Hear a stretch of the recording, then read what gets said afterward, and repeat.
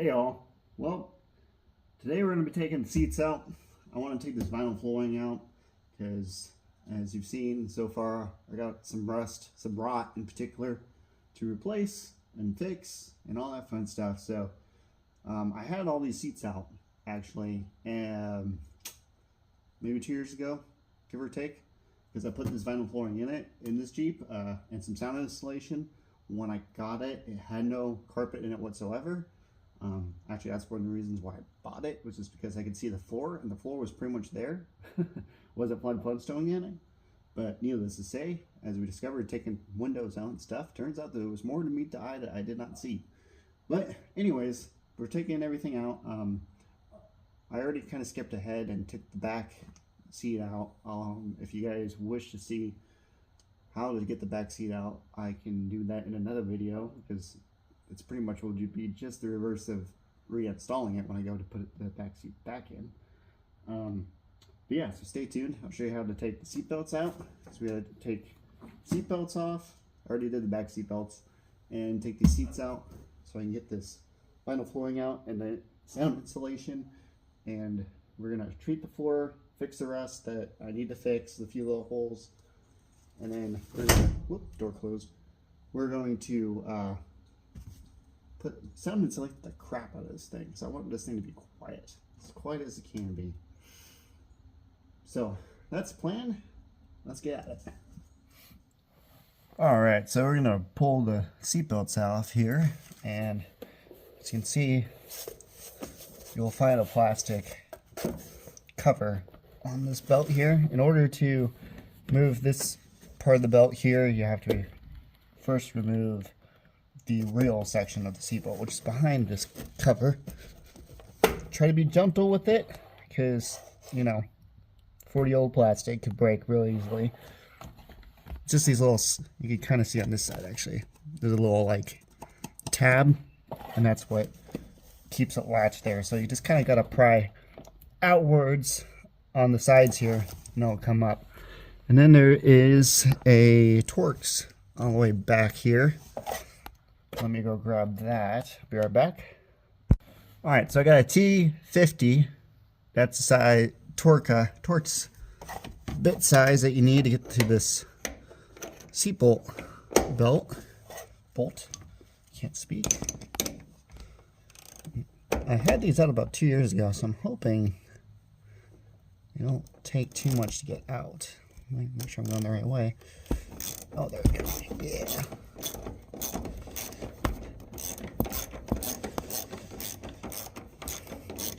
Now you be warned. Every Wagoneer is different, you know, with elements and regions where it lived and all that, that you could end up with a very seized bolt here. So take the proper precautions. Use Freol, PB blaster, some sort of penetrating oil if needed, and be cautious when using an impact, because you can break the bolt. And make sure you have a good bit when you're using it, and the right size, for heaven's sakes, because you can easily strip it if you don't have the right size on it. Where are we going here? There we go.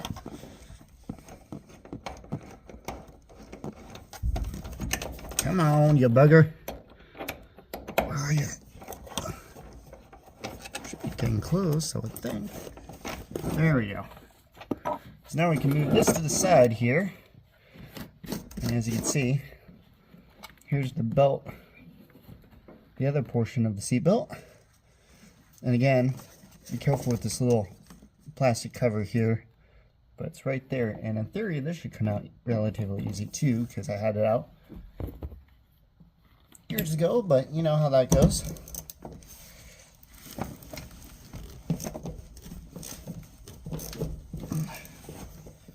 Actually, you know, one second. Let me come on the other side of the door here.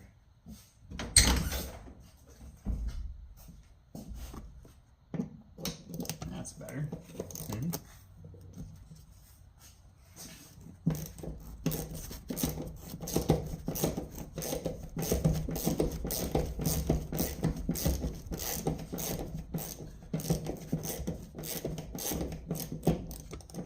again, this bolt here you can see from underneath the vehicle actually. So before you even attempt to pull the seatbelt out, bolt out, you might want to go underneath there.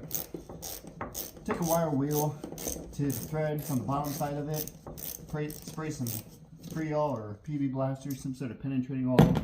Let it marinate for a few hours before you even attempt. Because, as we all know, rust is a bitch. And there's a good chance you could break that bolt, strip the Torx threads out of it, or worst case is you break off the little nut that's welded to the floor down here, and then it just spins. Alright, now on to the other side. Now this side's being stubborn, of course. Which, ironically enough, like I said, these were just out a few years ago, so I don't know why they're being so stubborn. I'm hoping I didn't cross-thread it, but I don't remember doing it. Usually I do. If I do something like that, is usually I fix it if it happens. Ooh. There we go. I think it's going. Just had to get a bigger ratchet. Let's see. Hopefully it's not spinning on me. Nope. I did spray this one down with penetrating oil like I was saying on the other side. And I let it marinate for a little bit when I realized this one was going to cause me grief. I like to use Freol. This stuff seems to have worked pretty well in quite a few cases for me. PB Blaster is good too though. But I'm a really big fan of Freol so far. If you have a recommendation of something that's better, by all means comment and let me know. I'm all for good penetrating oil that does the job.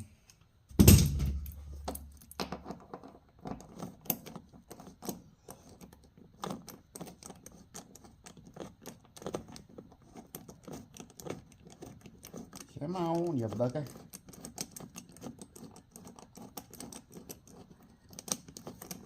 Gotta be close. Yeah, definitely clean those up before I put them back in. On the old wire wheel.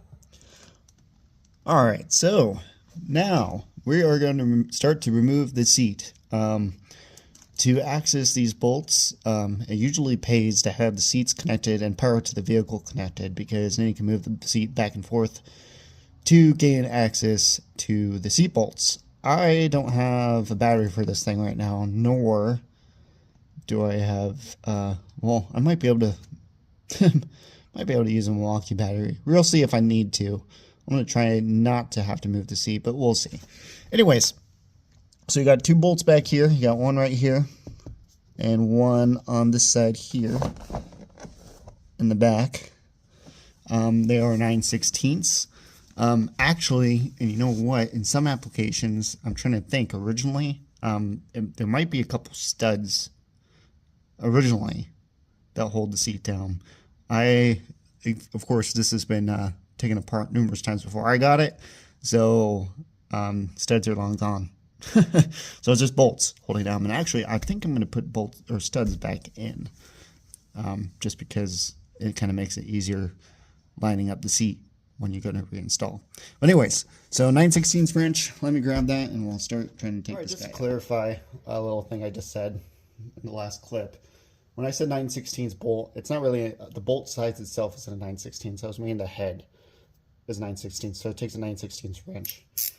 I use a ratcheting wrench because the clearance issues with getting a impact or even a ratchet in there with 9/16 sockets, it's kind of hard to do. And face it, you want a ratcheting wrench because you don't want to be sitting there taking it on and off, on and off. Actually, hang on one second. Another reason why I don't think these seats that are in here are original to this Wagoneer, because as you just saw, I folded it down.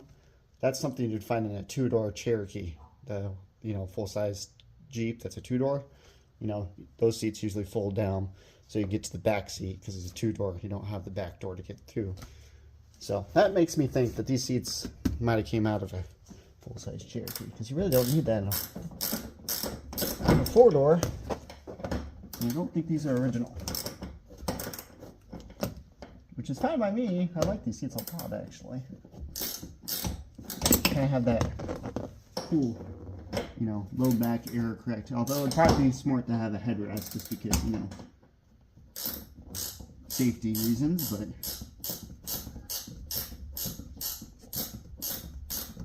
come on. Oh, long bolt. Yeah, I think I'm gonna get studs to put back in there. Make life a little easier for putting the seat back on. All right. Need to get a bag. Now, this guy.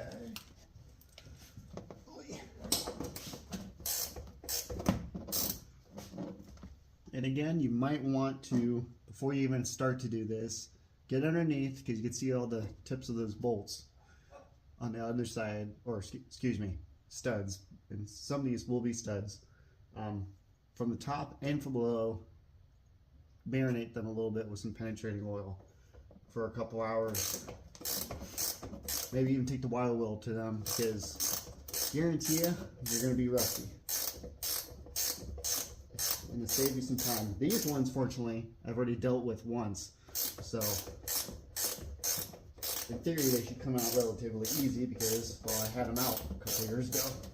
Actually, I replaced a few of them.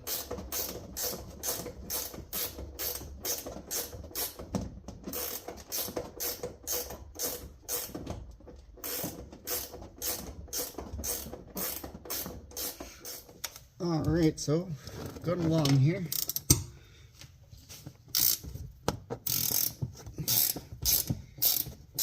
Again, before you even start this, I would recommend using penetrating oil. Marinate the crap out of these bolts and nuts for the studs. I really didn't do that in my case, just because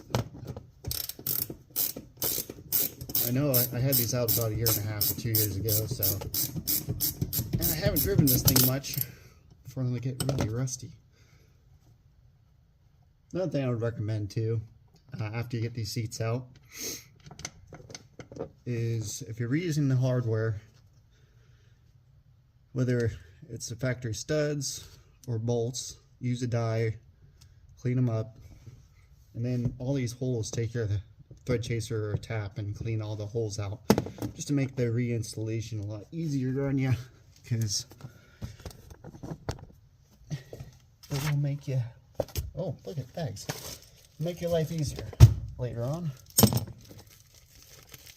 Didn't realize I knocked it down.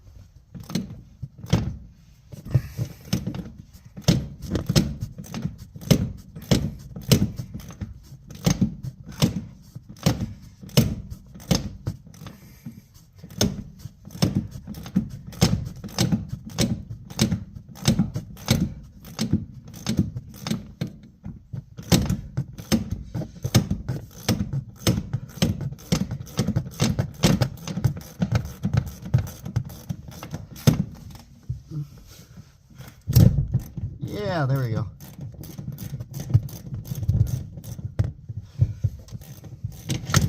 Oh, hello. Almost there.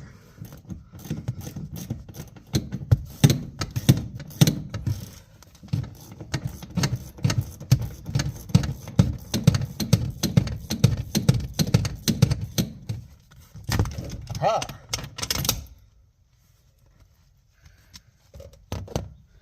Oh, it's not even plugged in. Normally, you'd pull this back, and you'll find the wires for the wiper motor. Hello, the seat motor. You'll just unplug the connector, and then you'll be good to go. And in this case, it actually should be relatively easy to pull out because I can fold the seat down, which is kind of nice. Push the seat back through.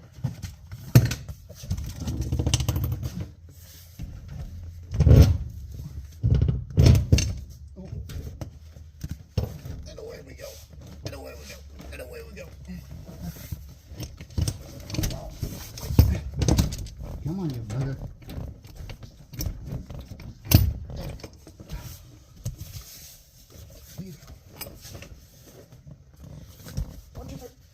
way out.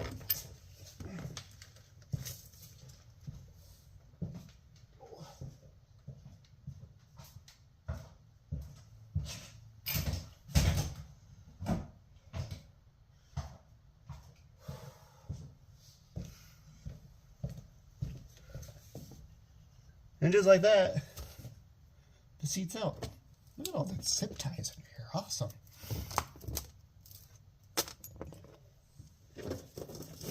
And if you're going to reuse your hardware, don't forget to bag them and tag them.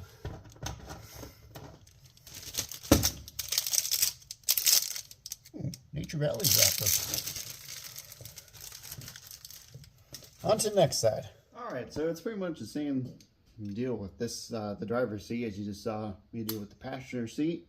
Again, 9/16 ratchet, or excuse me, 9/16 watch. Ugh. I am not made for TV or YouTube. 9/16 socket and a 9/16 ratchet and wrench it. Wrench it. I swear I've not been drinking yet today. 9/16 ratcheting wrench. Blah, blah, blah. Anyways, let's go ahead and pull this off here. And to get the armrest out, the center seat, you have to take the front passenger and driver's seat out. In order to get that out, well, put it this way, you easily get it out.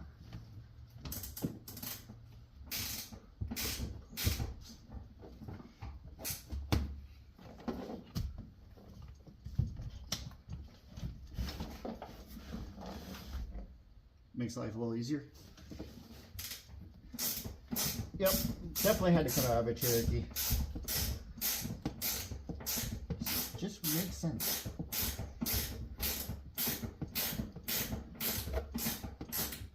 Uh-oh.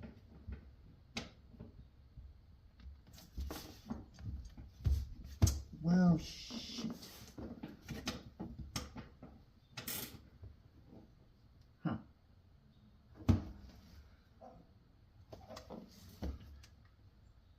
Well, you know, again, the pro too, if you can do this one, you have power to the vehicle and move the seat forward and back. I was able to get my ratchet wrench on, but I made a rookie mistake where I wasn't really paying much attention, and well, I got my ratchet wrench stuck there now because it's pinned between the seat and the bolt. So, great. I don't think I have another ratchet wrench around. Hopefully we get to the rest with the socket and ratchet.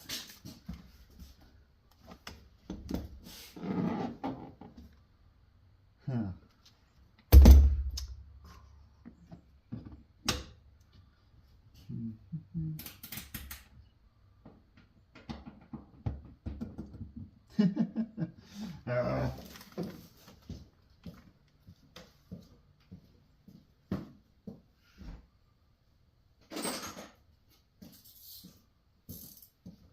Well, fun fact, 9/16 is close to 14 metric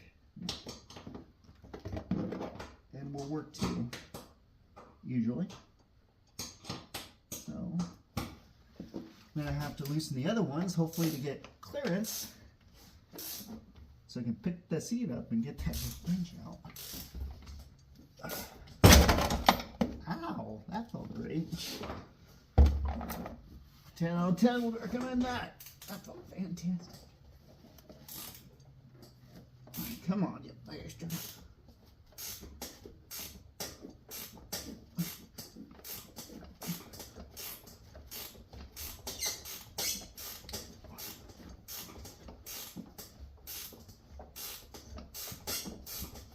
Squeaky you are.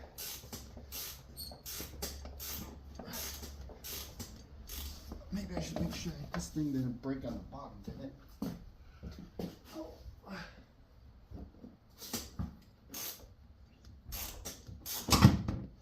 Ow.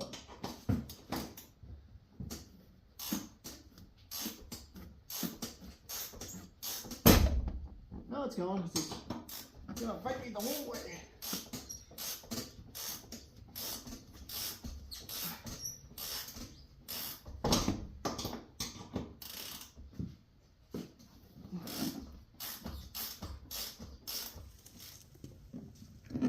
Alright, so the front ones are a little different on the driver's side.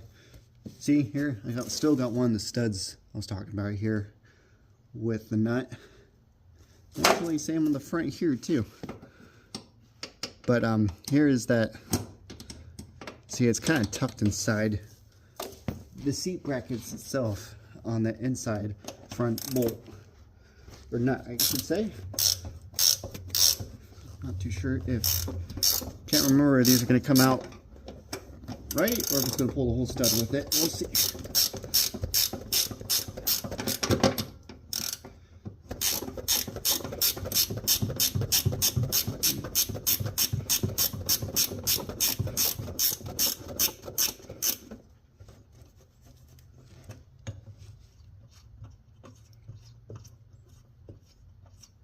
Looks like I did clean these ones off.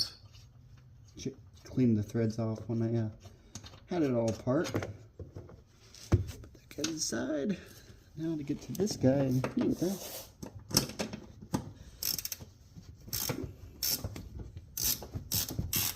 See, this is definitely, this one for sure is one you need the ratcheting wrench for, because there's no way you'll be able to get a regular ratchet with a socket in there. Oh yeah, I definitely clean these threads because these threads are nice and clean. They're unscrewing without an issue, like butter. I usually clean them off. I just couldn't remember if I did or not.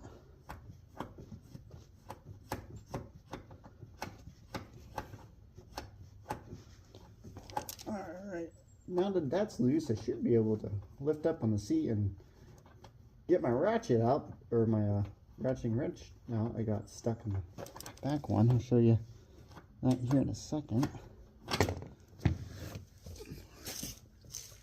Alright, we're going to push back on the seat now that we have disconnected. And you can see the wires here for your seat. Now, a lot of times this might be a corroded mess. And it's going to be a pain in the butt to disconnect. Might even break the connector. But don't worry, you can always replace the connector. And actually, I actually upgrade the connectors to a more weatherproof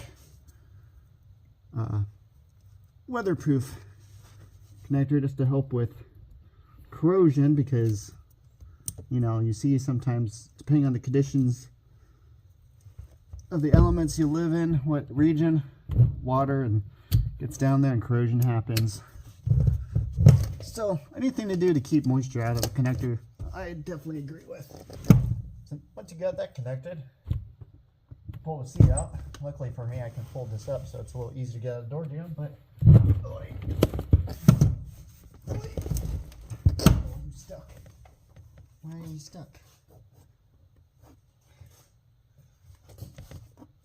There we go. That's it. Easy. Easy peasy. Didn't need that figure. It's okay. There you go. There you have it. Oh, look, old business card. So there's two studs I was talking about. They're factory. And for your seatbelt here, this is the wire connector for your idiot light on your cluster. You know, buzzing at you to let you know to buckle up for safety. So you can just unplug that. I gotta fish the connector out here. Let me put you down for a second. Where'd you go? Apparently ow, that felt great. There you are. Come on. Come on, you little bugger. Oh, you. Apparently I snuck him in there pretty good. There it is. Half the time these are corroded too and broken and, you know, separated and just one melted mess. And this is wet actually, so that's good. Nope, not good at all. Holy smokes. This one's actually in really good shape. Most of the time they're, like I said, they're broken or corroded or just a mess. This is another connector though that I'll probably upgrade to a weather pack style connector just to help keep moisture out. You know, like I said, depending on where you live, what region, sometimes moisture gets underneath the seat from getting in and out. Or, you know, somebody spills soda or something and it's corrosion city. Come on, you bugger. There we go. Voila. Now you can take your seatbelt and set that aside. Is it water or is it? Might be dielectric grease I put on. No, that's water. Oh, that's grand. Alright, let's take the center seat out. The center console, or not console, but the center jump sheet or whatever you want to call it. Alright, same thing with the seat bolts and the seatbelt bolts. You might want to marinate these a little bit before you pull them. Again, you could usually get to them from underneath, but I think these should come out without problem. Sorry, just a little bit there. I think they should come out with a problem. Let's find out here. Let's see a Milwaukee Red.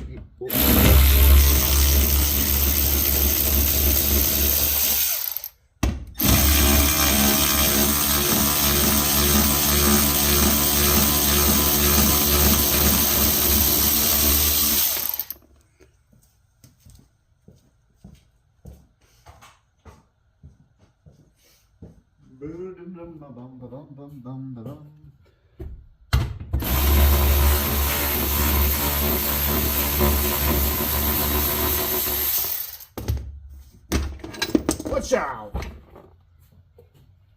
Alright, now we got the seats out, we got the center little jump seat / armrest out, got the seat belts out. Now we can take the vinyl flooring out. Now I vacuumed it out just to make less of a mess. And another big reason why I'm doing this too, other than making sure the floors are still there, which I know they are, but you know, there's going to be a few little tiny holes I know I have to fix. But another reason why is I went to replace the body bushings on this thing. Yeah, they're spinning. They're spinning on the inside, and they're a welded nut that is inside the little channel on the body.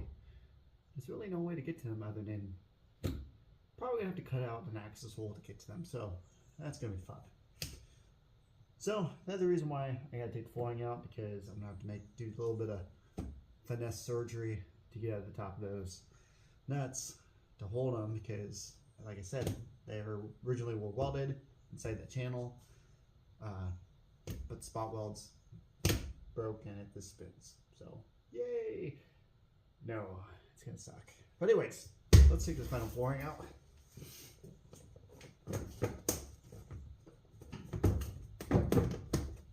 Actually, that should be really easy to pull back, because oh yeah, that's saturated.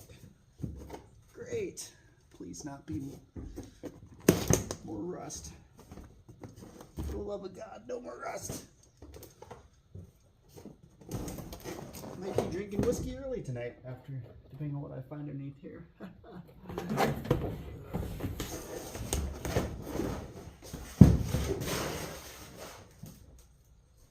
Oh yeah, it's all wet and slimy underneath here. Not really surprising though, because I know there was leaks inside this Jeep. And in Florida, when it rains, it pours. Gonna have to fish these wires through. Ooh. Yeah. That lovely wet, damp, musty freaking installation smell.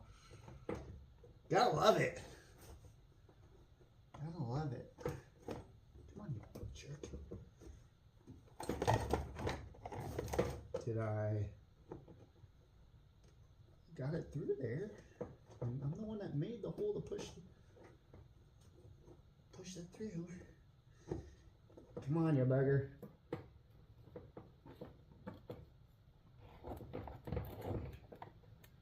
Well, what in the Pete's sakes? Oh. slimy and goodness. No words, Butters from South Park. Ew, it's all sticky. Come on, big Parker. And for the next 15 minutes of the video, watch Alistair struggle as he tries to push a connector through all the vinyl flooring that he made. I will win. Oh yeah, victory's mine. Now what about you?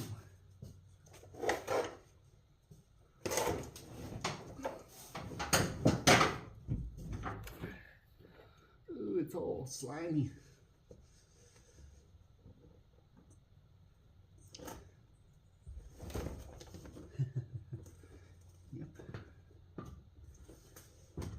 Yep. Go back to it. Yeah.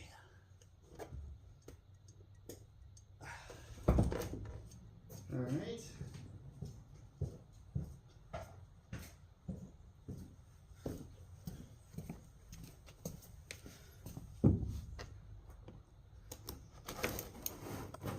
Oh yeah.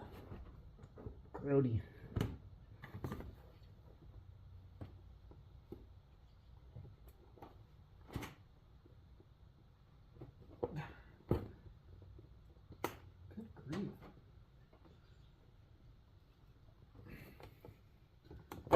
What's in the area, bugger?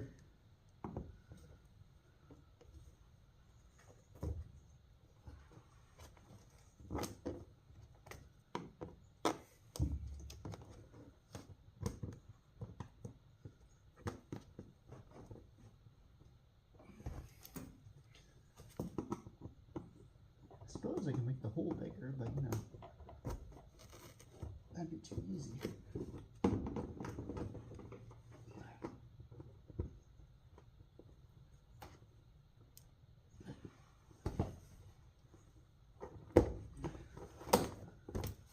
Actually, it might come to that because I'm getting over this pretty quickly.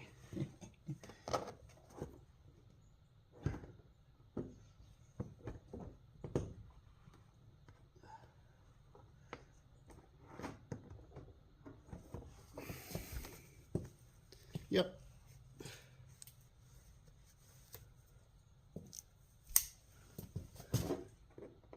Just a little surgery.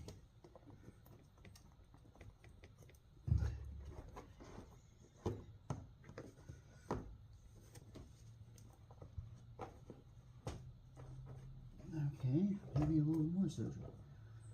Oh, what the heck, man?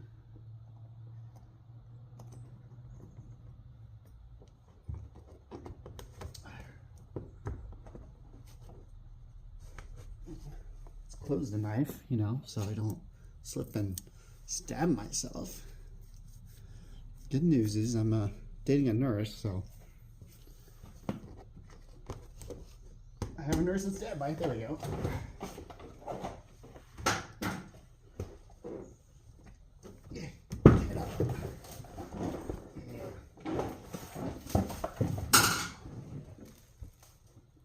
Oh, really?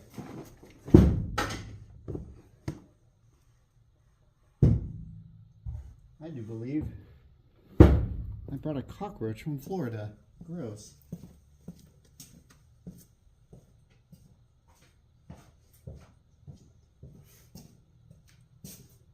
He's dead now, so that's a good thing. He better be the only one. Oh, shit. Reason 651 reason why I moved out of Florida.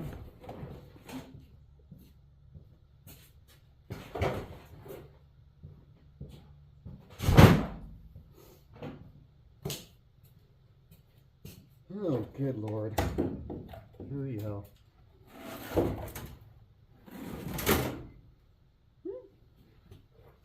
So far, not too bad.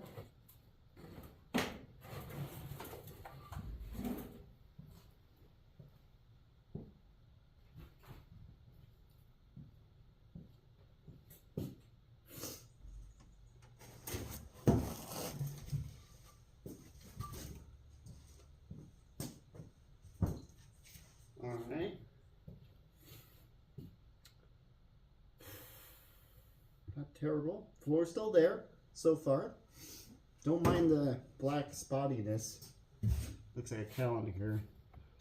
That was me saying I'll use rust converter on the few rust spots I see just to kill it until I have the time like now to really tear into it.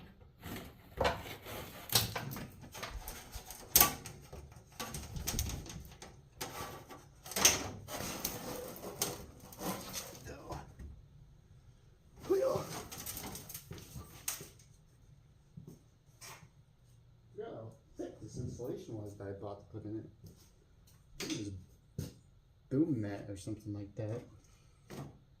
Alright. All the good news is floor's cold. Very cold. And looks like it's all pretty intact still. So that's great news. So she's pretty solid for the most part, as you can see. Little rusty crustiness going on there, and of course all that fun stuff. But as we can see, the floor is there. Like I said, don't mind the cow spots. Those spots I hit with the one can of like rust spray I had, rust converter, just to tie me up until I was able to do now and come back at it and really clean up the floor and treat it. But yeah, she's all pretty solid. A little rust down there.